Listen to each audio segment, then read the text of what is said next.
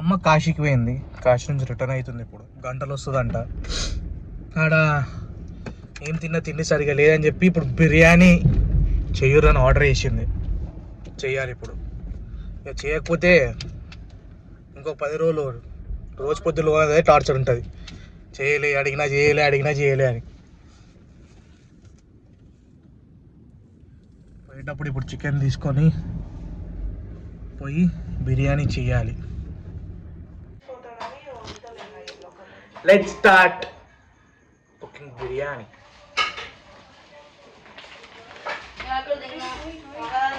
Chicken తెచ్చినాం,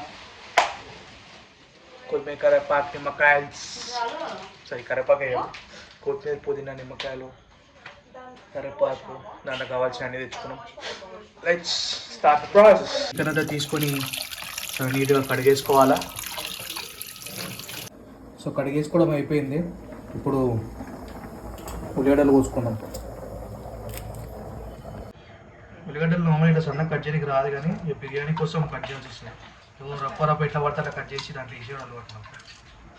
కొంచెం చిన్నగా, నాకు తెలిసి ఇంతకంటే చిన్నగా చేస్తారేమో, నాకు ఇంతే వస్తుంది. ఎందుకంటే చిన్నగా చేసేంత ఓపిక నాకు లేదు.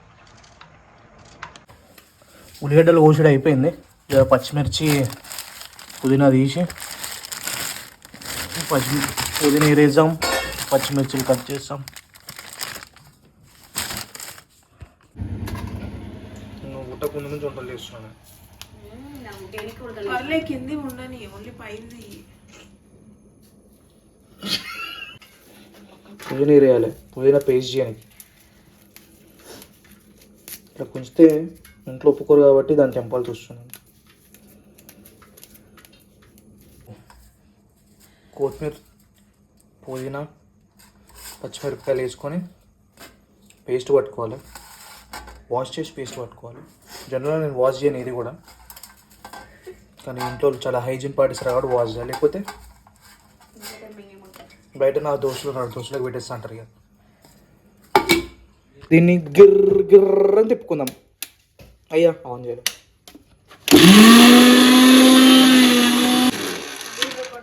కొంచెం జరిగినాక కొన్ని నీళ్ళు పోసుకొని మళ్ళీ పెడదాం.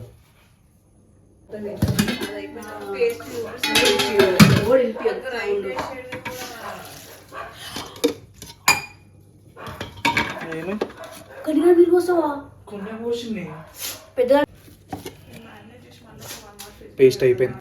ఉల్లిగడ్డ జరా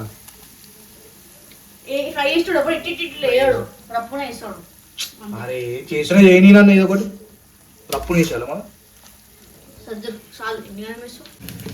కారం 5 చెంచా, పసుపు చిటికాడు.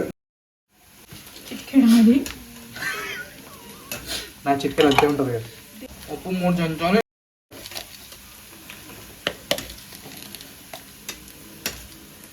ధనియాల పొడి చిన్న చెంచాలో, కస్తూరి మేతి. కస్తూరి మేతి కాదు, అది కస్తూరి. మా కస్తూరి తెలుసు. 2-3 బగారా ఇలా మంచిగా గోల్డెన్ బ్రౌన్ వచ్చే వరకు దాన్ని డీప్ ఫ్రై చేసుకోవాలి. మధ్యలో కొన్ని మాడిపోతే ఏమనుకోవచ్చు. లాస్ట్ వచ్చి వీడియోలో కనిపిద్దామని చెప్పి తప్పిస్తుంది.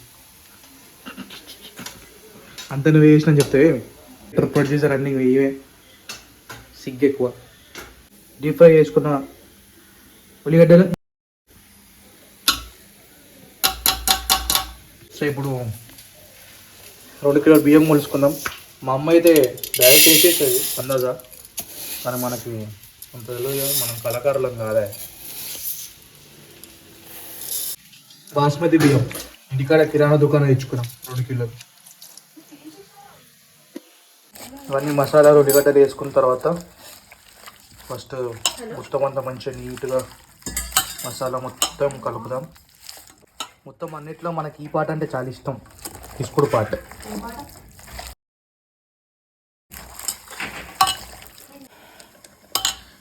ఇంతకుముందు మనం గ్రైండ్ చేసుకున్న పుదీనా, కొత్తిమీర, పచ్చిమిర్చి పేస్ట్ వేసుకోవాలి. మళ్ళీ దీనిపై నుంచి మళ్ళీ కొంచెం పెరుగేసుకొని గట్టిగా పిసుకోవాలి. మళ్ళీ పెరుగు వేసుకుందాం, ఆయిల్ తీసుకొని ఒక 4 స్పూన్స్ వేసేసి కొంచెం నూనె కూడా యాడ్ చేసుకుందాం, కాస్త నిమ్మకాయ కూడా పిండి వేసుకుందాం దాంట్లో అట్లనే. ఏం చేద్దాం, విసుక్కోవడమే.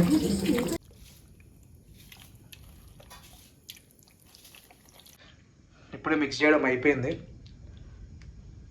మ్యారినేషన్ కోసం దీన్ని అందరు ఫ్రిడ్జ్లలో పెట్టుకుంటారు, కానీ ఫ్రిడ్జ్లలో పెడితే ఏమవుతుందంటే ఇప్పుడున్న పేస్ట్ అంతా గడ్డగట్టి అది ఎటు ముక్కలో జారకుండా ఉంటుంది.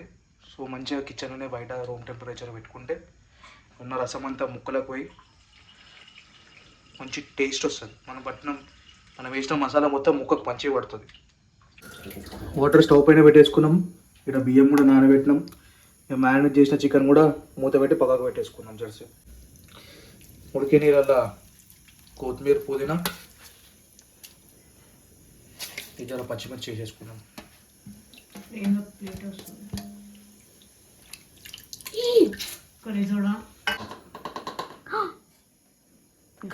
ఎందుకు వేసినావు? నువ్వే సరిపోలేదు ఏమన్నా, నేను వాటర్ లేమన్నా తీసేసా. పని చేసేది తక్కువ ఉంది, ఖరాబ్ చేసేది ఎక్కువ ఉంది. ఫస్ట్ ఇక్కడ జరగవా? నువ్వు చెప్పేసాక చెప్పలేదు దీంట్లో దాంట్లో సరిపోలేదు నేను. మినిమం కామన్ సెన్స్ ఓనా? వీళ్ళు ఆల్రెడీ మ్యారినేట్ చేసినాక వీళ్ళు ఎందుకు వేపిస్తాను నీతో? వాటర్ల కోసమే కదా నీతో నీపించిన. నేను 7 సెన్స్ సినిమా చూడలేదు అన్నిసార్లు. వద్దు ప్లీజ్, సెన్స్ లేదు, ఖరాబ్ చేయకు. ఇంకా స్పూన్ వేయాలి.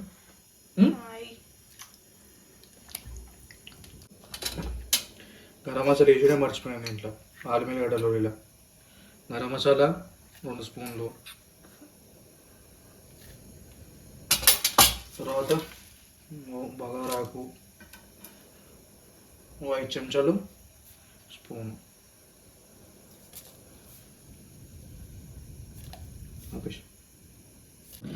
ఇప్పటిదాకా మనం నీళ్ళ నానబెట్టుకున్న బియ్యం నీళ్ళని వేదాకా తీసి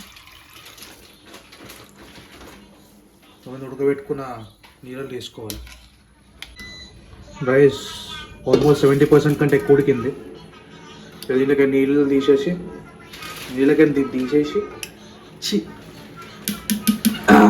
బగోన్లకి నీళ్ళు తీసేసి వేరే దాంట్లోకి చేంజ్ చేసుకోవాలి. వేరే బగోన్లకి మ్యారినేట్ చేసిన చికెన్ అంతా వేసుకొని కొంచెం కొంచెం లేయర్స్లోకి వేసుకొని దానిపైన రైస్ వేసి మళ్ళీ ఇంకో లేయర్ వేసి పెట్టాలి. ఇట్లా వాటర్ని పోయేదాకా ఒక మంచి ఇట్లా జలిగంటుంటే దాన్ని యూజ్ చేస్తే నీళ్ళని పోతే దీంట్లోకి. నీళ్ళు పోయినాక తీసి ఇట్లా రైస్లో స్ప్రెడ్ చేసుకోవాలి దాన్ని మొత్తం.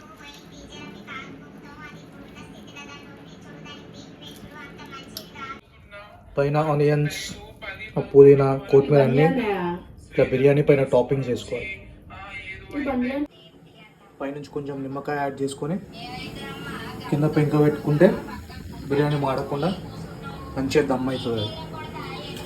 ఇక పైనుంచి మూత కూడా పెట్టేసుకొని ఏదైనా బరువు పెట్టుకుందాం. మీద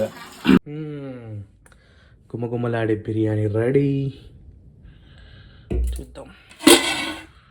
ఆహా, ఇది కదా దమ్. మంచి ఇట్లా పువ్వు వచ్చింది. దీన్ని కొంచెం వేరే దాంట్లో తీసుకొని తిందాం. చూసినా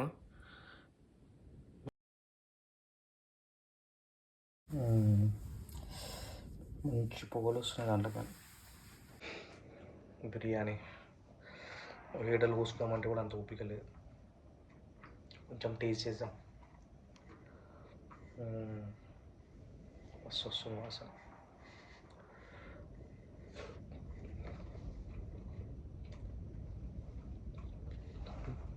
ఆ చేతిలో మ్యాజిక్ ఉంది. సూపర్ అయింది అసలు.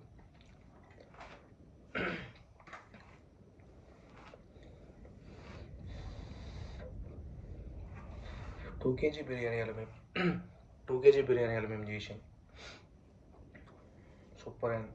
మంచి మసాలా పట్టింది ముక్కకి.